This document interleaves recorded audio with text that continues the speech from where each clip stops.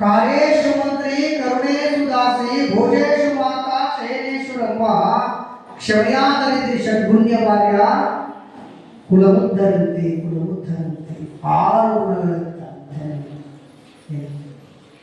ಕ್ಷಮಾಗುಣ ತ್ಯಾಗ ಗುಣ ಹಂಚಿಕೊಂಡು ಉಣ್ಣುವಂಥ ಗುಣ. ಇಂಥ ಹೆಣ್ಣಿಗೆ ಕಷ್ಟ ಬಂದಾಗ ಯಾರ ನೆನಪಾಕಾರ ಅಂದ್ರೆ ತಾಯಿ ನೆನಪ. ತಾಯಿ ಎಷ್ಟು ಚೆನ್ನಾಗಿ ಆಡಿರುವ ದುಃಖದ ಹಾಡು. ಎಷ್ಟು ಕಷ್ಟ ಬರ್ತದೆ. ಅದಕ್ಕೆ ಹೆಣ್ಣು ತವರಿಗೆ ಹೋಗಬೇಕಾದ್ರೆ ತವರಿನೊಳಗೆ ತಾಯಿ ಇರಬೇಕು. ತವರಿನೊಳಗೆ ತಾಯಿ ಇರಬೇಕು ಒಂದು ಭಾಗ. ಮತ್ತೊಂದು ಕಡೆ ಅದೇ ಜನಪದದ ಗರಿತಿ ಬರೀತಾಳ, ಹೆಣ್ಣಿನ ಜನ್ಮಕ್ಕ ಅಣ್ಣ ತಮ್ಮರು ಬೇಕು. ಹೆಣ್ಣಿನ ಜನ್ಮಕ್ಕ ಅಣ್ಣ ತಮ್ಮರು ಬೇಕ. ಬಣ್ಣ ಕಟ್ಟುವರು ಉಡಿ ಒಳಗ ಬೆಣ್ಣ ತಟ್ಟುವರು ಸಭೆ ಒಳಗ. ಅಣ್ಣ ತಮ್ಮರೇ ಇರಬೇಕು, ತಾಯಿನೇ ಇರಬೇಕು. ಅದಕ್ಕೆ ಅವಾಗ ಸಾರ್ಥಕ ಆಗುತ್ತೆ ಜೀವನ. ಇಲ್ಲಿ ಅವಾಗ ಸಾರ್ಥಕ ಜೀವನ. ಯಾವಾಗ ಮನುಷ್ಯ ಅನಾಥ ಆಕಂದ್ರೆ ಮನೆ ಒಳಗೆ ತಂದೆ ಸತ್ರ ಮಕ್ಕಳ ಅನಾಥ ಆಗೋದಿಲ್ಲ. ಏನ್ರಿ?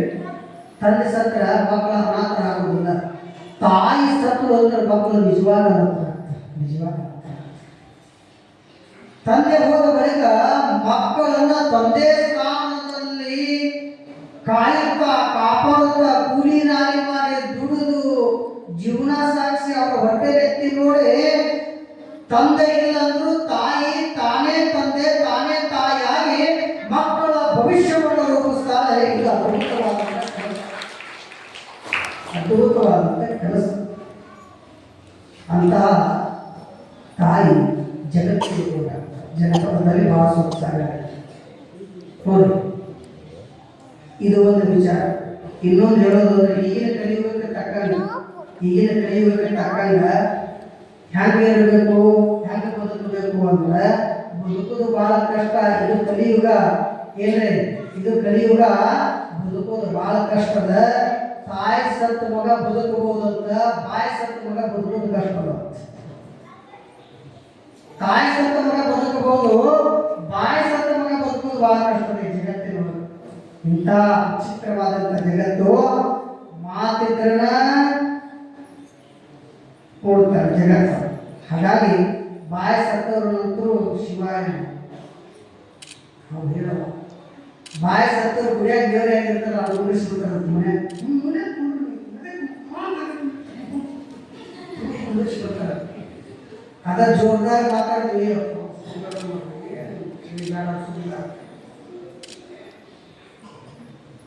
ಸಿದ್ಧಾರ್ಥರು 12 ಮಠದಲ್ಲಿ ಉಳಿದ್ರು, ಗುರುಗಳು ಎಲ್ಲಾರು ಉಳ್ಕೊಂಡ್ರು. ಮುಂದೆ ಗುರುಗಳು ಅಪ್ಪಣೆ ತಗೊಳ್ತಾರೆ, ಬುದ್ಧಿ ನಿಮ್ಮ ಮಠ ನಾನು ಬರ್ತೇನೆ ಹೋಗ್ತೇನೆ, ಪರಂತು ಕಾಯಮಾಗಿ ಇರುವಾಗ ಒಳ್ಳೆಯ ನಾನು ಹೀಗೆ ಸಂಚಾರ ಮಾಡ್ತೀನಿ ಅಂದಾಗ ಆ ಹುಬ್ಬಳ್ಳಿ ಒಳಗೆ ಒಂದು ಕೊರವಿಯವರ ಬಾವಿ ಅಂತ ಬರುತ್ತೆ. ಕೊರವಿಯವರ ಬಾವಿ. ಆ ಅಡವಿಗೆ ಹೋಗ್ತಾರೆ. 12 ಮಠ ಸ್ವಾಮಿಗಳು ಆಯ್ತಪ್ಪ ನಿನಗೆ ತಿಳಿದೇ ಮಾಡು, ನಿನಗೆ ಹೊಟ್ಟೆ ಹಸಿವಾದಾಗ ನಿನಗೆ ಉಳ್ಕೋಬೇಕಂದಾಗ ನೀಗೇನಾದ್ರು ಕಷ್ಟ ಅಂತ ಬಂದಾಗ ಸಿದ್ಧ ನನ್ನ ಮಠ ನಿನಗೆ ತೆರೆದ ಬಾಗಿಲಿದ್ದಾಗ ಯಾವಾಗಾದ್ರೂ ಬಾರಪ್ಪ ಅಂತ 12 ಮಠದ ಸಿದ್ಧವೀರ ಸ್ವಾಮಿಗಳು ಹೇಳಿದಾಗ ಆ ಗುರುಗಳ ಮಾತನ್ನು ಕೇಳಿ ಆ ತೊರವಿಯವರ ಅಡವಿ ಒಳಗೆ ತೊರವಿಯವರ ಬಾವಿ ಇರ್ತದ, ಆ ಬಾವಿಗೆ ಬರುತ್ತಾರೆ. ಅಲ್ಲಿ ಉಳ್ಕೊಳ್ತಾರೆ. ಅಲ್ಲಿ ಅನಂತ ಪವಾಡಗಳು ಬರುತ್ತವೆ.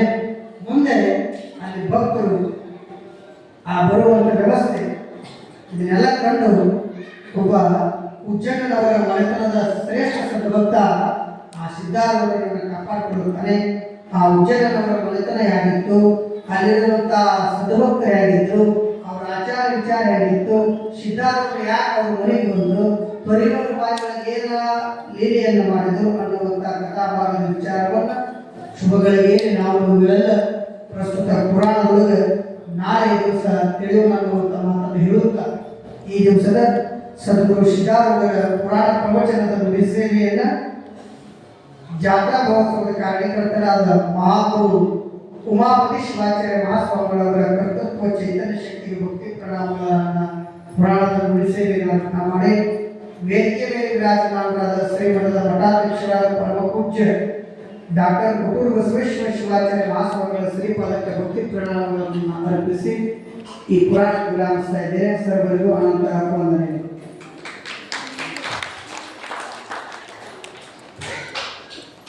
ಈ ದಿವಸದ ದಾಸೋಹ ಸೇವೆಯನ್ನು ಮಾಡಿಸಿರುವ ಸದ್ಭಕ್ತರು 1985ರಿಂದ 1995 ಸಾಲಿನ ಸಿರಿ ಗೆಳೆಯರ ಬಳಗ ಇವರು ಈ ದಿವಸದ ದಾಸೋಹ ಸೇವೆ ಪ್ರಸಾದ ಸೇವೆಯನ್ನು ವಹಿಸಿಕೊಂಡಿದ್ದಾರೆ. ಸಿರಿ ಗೆಳೆಯರ ಬಳಗಕ್ಕೆ ಸದಾಕಾಲ ಉಮಾಪತಿ ಶಿವಾಚಾರ್ಯ ಸ್ವಾಮಿಗಳ ಆಶೀರ್ವಾದ, ಕೊಟ್ಟೂರು ಬಸವೇಶ್ವರ ಸ್ವಾಮಿಗಳ ಆಶೀರ್ವಾದ ಸದಾಕಾಲ ಇರಲಿ ಅಂತ ಆದೇಶಿಸುತ್ತಾ, ಹಾಗೆಯೇ ನಾಳೆ ದಿವಸದ ದಾಸೋಹ ಸೇವೆ ಮಲ್ಲಿಕಾರ್ಜುನ್ ಹಿರೇವಡೆಯರ್, ವೇದಮೂರ್ತಿ ಮಲ್ಲಿಕಾರ್ಜುನ್ ಹಿರೇವಡೆಯರ್ ಅವರು ವಹಿಸಿಕೊಂಡಿದ್ದಾರೆ. ಅವರಿಗೂ ಕೂಡ ಗುರುವರಿನ ಆಶೀರ್ವಾದ ಸದಾಕಾಲ ಇರಲಿ ಅಂತ ಆದೇಶಿಸುತ್ತಾ, ಹಾಗೆಯೇ ಇಂದಿನ ಪುರಾಣಿಕರ ಕಲಾಬಲದ ಪ್ರಸಾದ ಸೇವೆಯನ್ನು ಮಾಡಿಸಿರುವಂತಹ ಸದ್ಭಕ್ತರು MS ಬಿದರು ಇವರು ಈ ದಿವಸದ ನಮ್ಮ ಪುರಾಣಿಕರ ಕಲಾಬಲದ ವಿನಾಯಕ ಸೇವೆಯನ್ನು ಮಾಡಿಸಿ MS ಬಿದರೂರವರು 3 ಜನ ಕಲಾಬಲಕ್ಕೆ ಕಾಣಿಕೆಯನ್ನು ಕೊಟ್ಟಿದ್ದಾರೆ. ಅವರ ಗುಣೇತನಕ್ಕೆ ಸದಾಕಾಲ ಪೂಜ್ಯರ ಆಶೀರ್ವಾದ, ಗುರುವರಿನ ಆಶೀರ್ವಾದ ಇರಲಿ ಅಂತ ಆರೈಸಿ, ಹಾಗೆಯೇ ನಾಳೆ ದಿವಸದ ಪುರಾಣಿಕರ ಕಲಾಬಲದ ಪ್ರಸಾದ ಸೇವೆ ಶ್ರೀಯುತ ರುದ್ರಪ್ಪ ಸಂಗಪ್ಪ ಮಾನವಶ್ರೀ ಇವರು ವಹಿಸಿಕೊಂಡಿದ್ದಾರೆ. ಇವರು ಕೂಡ ಗುರುವರಿನ ಆಶೀರ್ವಾದ ಸದಾಕಾಲ ಇರಲಿ ಅಂತ ಆರೈಸಿ ಈ ದಿವಸದ ಕಾರ್ಯಕ್ರಮವನ್ನು ಸಂಪೂರ್ಣಗೊಳಿಸಿ ಮುಂದಿನ ಕಾರ್ಯಕ್ರಮವನ್ನು ನಿರೂಪಕರು ನೆರವೇರಿಸಿಕೊಡ್ತಾರೆ. ಕೇಳೋಣ.